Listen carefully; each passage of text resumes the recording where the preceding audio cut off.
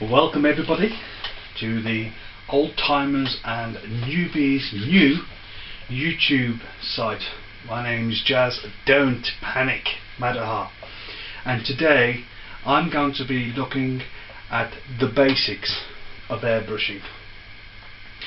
This will be done in three different parts. The first part today is just looking at basic airbrush design and looking at what an airbrush is all about and giving some history about development of airbrushing.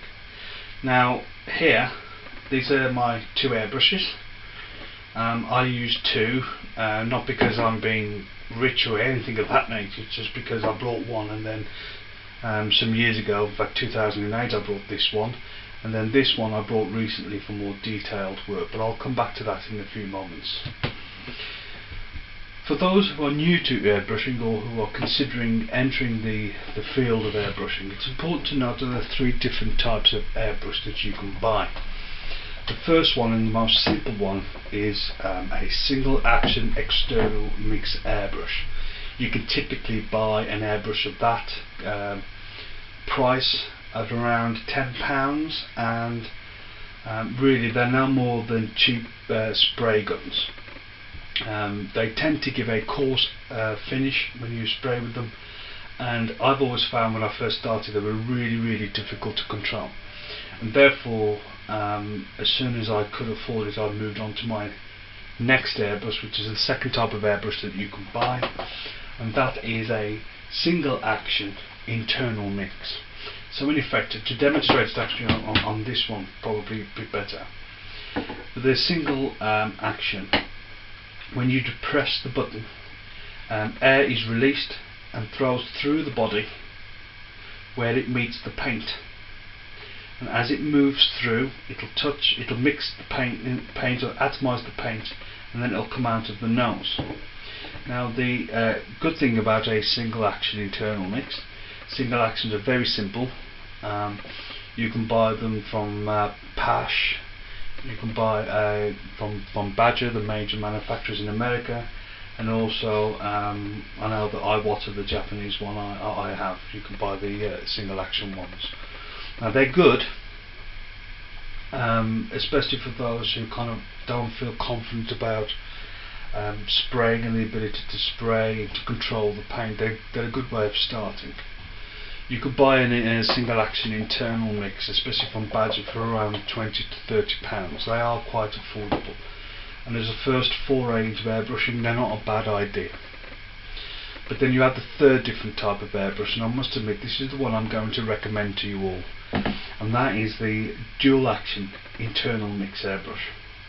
Now that means that not only do you down press the button for air, but when you pull it out, or push it back, sorry, it controls the volume of air that comes out. The important thing here is it gives you more control, and it gives you a better feel and consistency of spraying using your paint.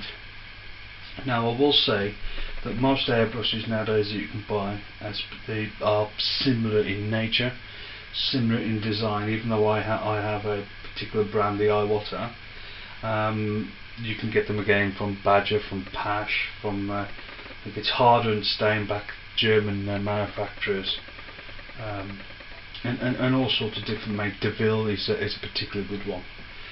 I use this particular airbrush. This particular airbrush costs me around £140 to £150, so it's quite an expensive airbrush, but that's because I believe my technique will allow me to get the best out of it. So if I just open the airbrush, you will see here a large needle. To release the needle, just unplug it. Now best practice means is to depress and pull back the trigger and pull the needle out. And as you can see, it's just a simple needle, very fine, very thin, very easy to damage and break, and therefore I try and keep them as safe as possible. If I open the cap will expose a little needle point just there.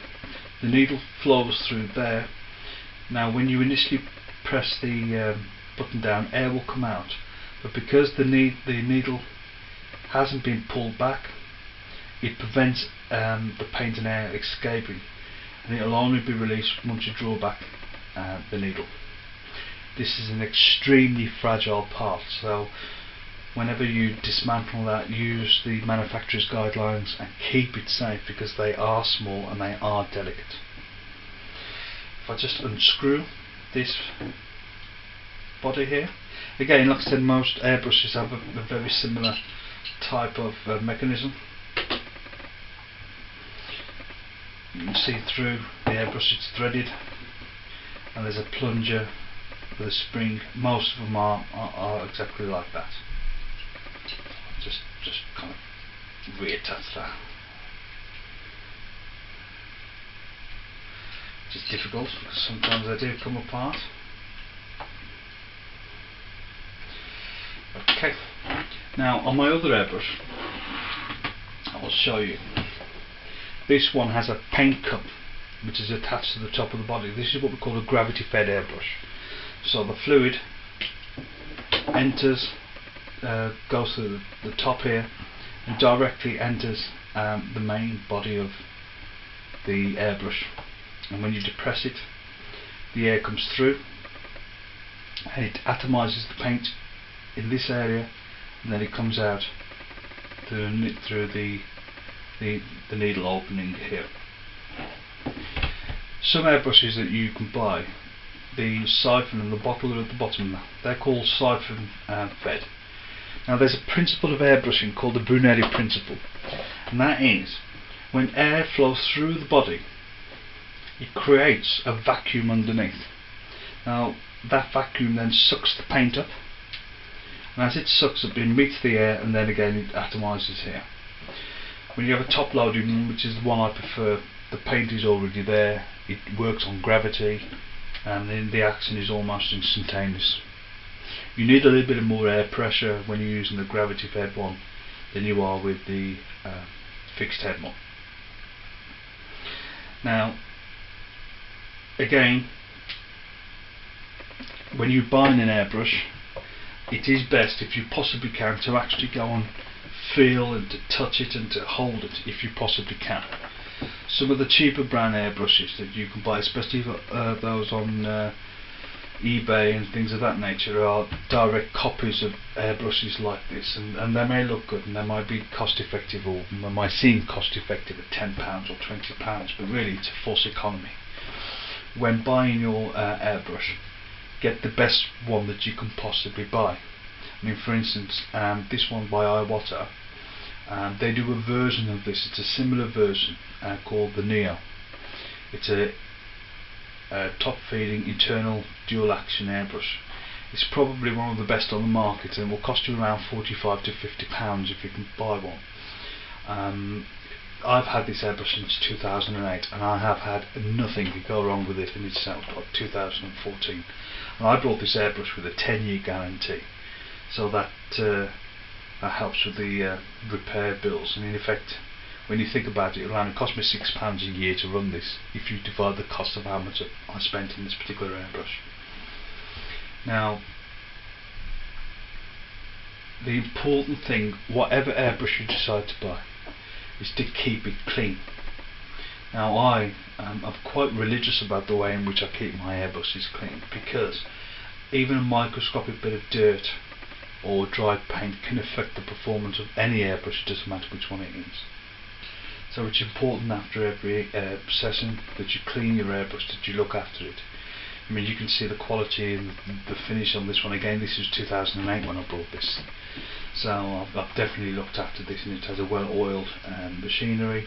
Sometimes when you buy airbrushes, you'll come with a little tube of oil, which just you occasionally just drop a little bit of it into the opening, just to keep the action nice and smooth. I've already done this, so I don't want to over oil it.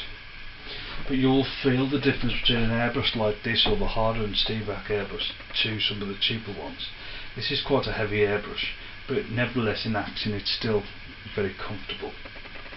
So if you can buy an internal mixed dual action airbrush that will actually assist you in helping to paint better than if you were to get any other single action types. So that is basically my just a brief introduction into the different types of airbrushes that you can buy. It is obviously a matter for you which one you decide.